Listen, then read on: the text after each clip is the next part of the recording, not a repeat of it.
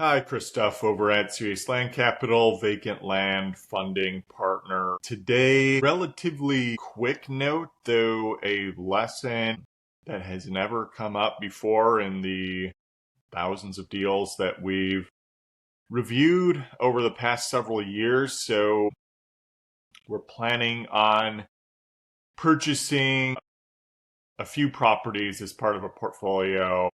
Really, it's two separate uh, actual parcels, but one of those two parcels is split between two APNs, so a total of three properties in South Carolina. I think I've commented a bit on this deal before.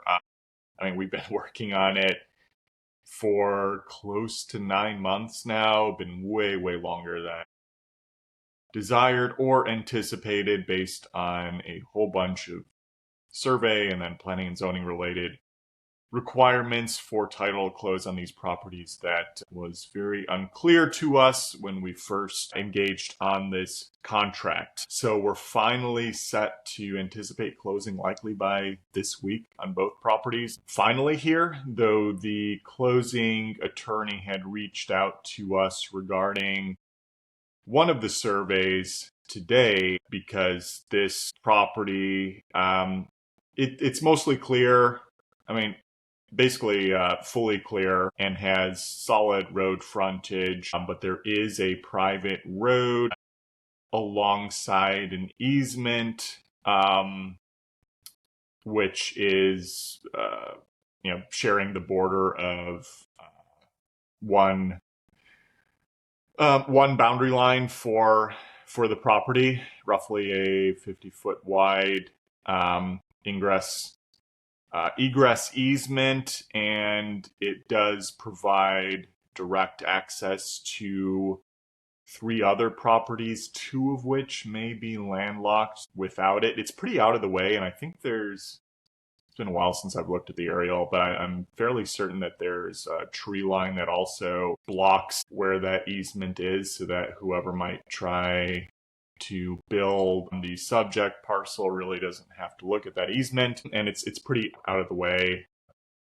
Wouldn't consider that a major detractor for the property. But the attorney had called us to mention, hey, you guys buying cash for this deal, no problem. But, if you were planning to sell it, third party lenders occasionally may need a road maintenance agreement associated with any private roads on a property, which there isn't one currently. So I hadn't been made aware of this requirement before. Again, we've been back and forth on this property for 9-ish months, never came up. We've never seen this come up in other properties that we've purchased or gone deep on, and I can't recall if we've ever gotten one either that has a separate private road providing access for other landlocked properties. Oftentimes we bought properties with actual easements on it, but not providing access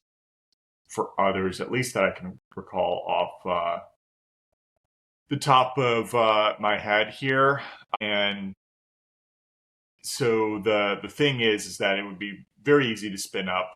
So basically, I wanted to get down to brass tacks. Okay, if we end up selling this property and a third party lender is involved, it's probably a property that we'd anticipate selling between 90 to 100,000. So it's kind of right on the borderline of where people might seek a third party lender or not. There's plenty of folks who might be able to buy cash with that, some who might seek via lending, but if it was like a $300,000 property, be more concerned that there's going to be more routinely a lender involved there.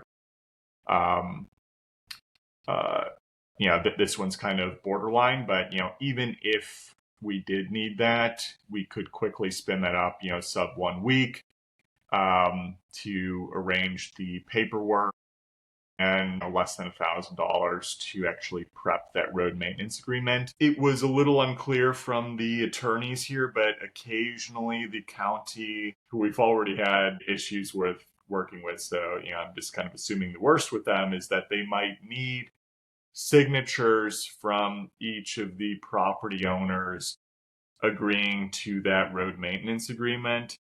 So that could throw a bit of a hurdle into selling the property. So we're trying to work with the broker, see, can we really assess who these folks are? And I think he's talked to some of them before, but I just want to ensure that we're not running into some, last minute red flags here. And I clarified with the attorneys as well, too. It's like, okay, the road is 100% on our property. So yes, it could make it a little less attractive to an end buyer. But, effectively we could include within the agreement that, the owner of the subject parcel is responsible for maintaining the road. I'm not really sure what the consequences would be if it wasn't maintained. I'm assuming you can do fairly loose guidelines there, especially for basically a private road that's effectively gravel at the moment. Yeah, it's certainly not an asphalt road at all. I'm going to double check that. But yeah, from my understanding, it was pretty simple, either gravel or dirt. So there's really no maintenance associated with that, or certainly wouldn't be too expensive. And yeah, you could arrange for the agreement to be covered, split costs between all the owners or the folks receiving access to their own properties from the road. But yeah, you might get some pushback, especially for legacy who are used to never paying for anything. And even if it's just like an anticipated, it's going to be no cost here, or it could be more difficult to get the signatures. So we probably just want to defer to, okay, we'll put this all on the subject property owner. But, assuming it's really not a major road or anything anyway, that it's probably going to be a pretty minor concern with minimal legal consequence to an end buyer. Not ideal, but not a deal breaker either, from our understanding and chatting further with the attorney. So TBD on the full resolution here. I'll share more, especially once we actually get to the full sale of this property, what else might come up with that. But wanted to share that all with you here. Fairly nuanced, deep cut topic here, but it is something that may come up in your journey as a land investor, just to be aware of. Maybe it's just a South Carolina thing, I don't know, or it could be more of a global issue across the US. So FYI, in case you're dealing with a property like this, or